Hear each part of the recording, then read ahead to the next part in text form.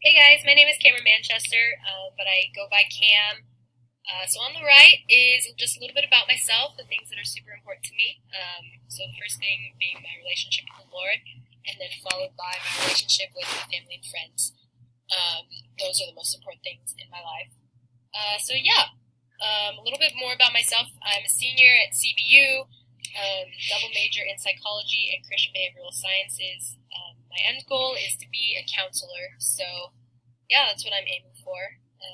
Love doing anything outdoorsy, including backpacking, fishing, surfing, hiking. I love it all.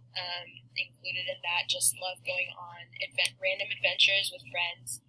Um, yeah, chai, food, laughing, community, travel. It's all good. It's all great.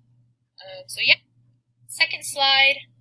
This is just some of my favorite moments from over the past year. My family in the top left corner, my roommates in the top right corner, and then just in the midst, I have my staff. This is my third year being an RA, and I absolutely love it. And then just random pictures from different adventures. So I guess that's about it for this. And then this is my apartment. These are my roomies.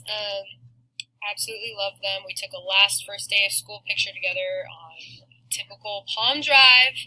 This is my last year, and it's super bittersweet.